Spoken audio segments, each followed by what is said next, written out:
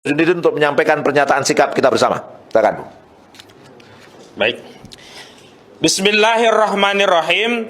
Pernyataan bersama advokat, tokoh dan ulama Jabodetabek tentang tolak rencana kenaikan Pertalite dan solar, lawan rezim anti-oligarki, bersihkan institusi Polri dari mafia Sambo.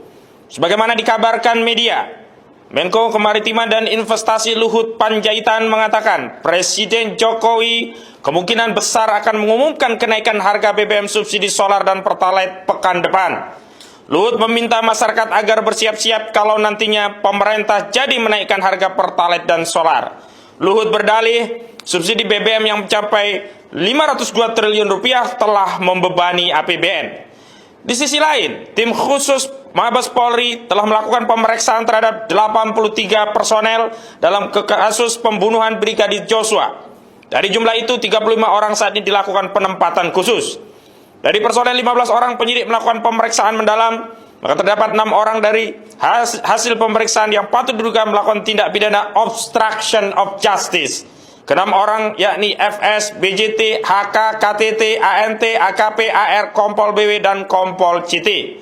Berdasarkan dua peristiwa tersebut di atas, kami advokat, ulama, dan tokoh Jabodetabek menyatakan: pertama, menolak rencana kenaikan Pertalite dan solar dengan alasan apapun.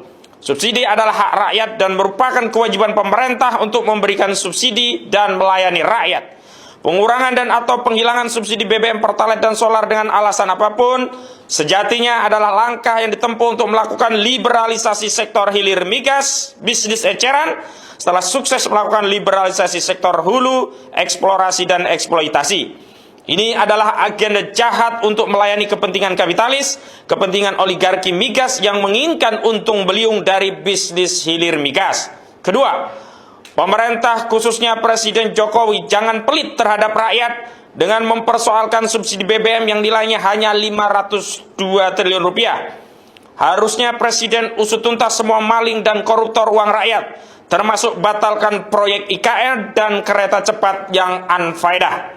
Lagi pula, APBN tahun 2022 nilai belanjanya mencapai 3.106 triliun rupiah, sementara pendapatannya dipatok 2.266,2 triliun rupiah.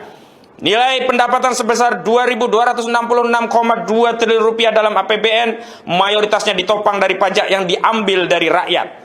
Penerimaan sektor pajak diperkirakan mencapai 1.784 triliun rupiah. Itu artinya angka 502 triliun untuk subsidi rakyat jauh lebih kecil daripada pajak yang diambil dari rakyat sebesar 1.784 triliun rupiah. Ketiga, bahwa sesungguhnya bukan rakyat yang diminta bersiap-siap, tapi Presiden Jokowi lah yang harus bersiap-siap menghadapi kemarahan rakyat kalau sampai berani menaikkan Pertalite dan solar. Saya ulangi, bahwa sesungguhnya bukan rakyat yang diminta bersiap-siap, tapi Presiden Jokowi lah yang harus bersiap-siap menghadapi kemarahan rakyat kalau sampai berani menaikkan Pertalite dan solar.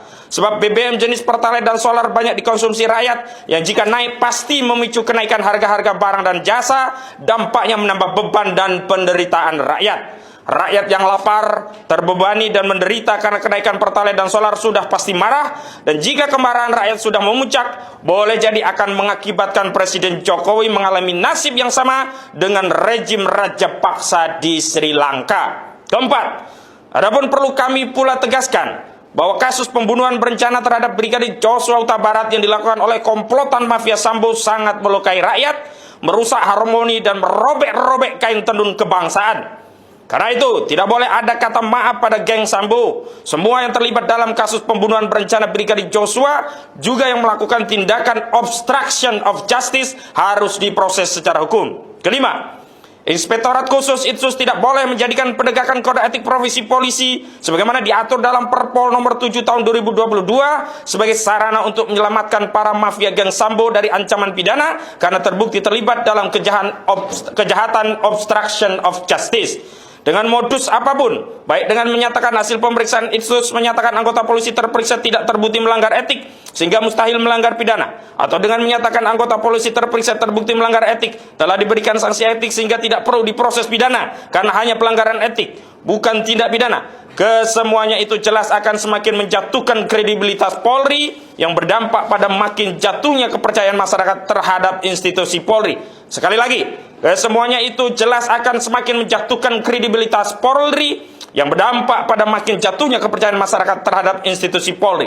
Jakarta, 20 Agustus 2022, advokat, ulama, dan tokoh Jabodetabek, koordinator tertanda Ahmad Kozidudin, sarjana hukum, perwakilan ulama dan tokoh Ustadz Irwan Saifullah. Takbir! Takbir! Takbir! Assalamualaikum warahmatullahi wabarakatuh. Waalaikumsalam warahmatullahi wabarakatuh.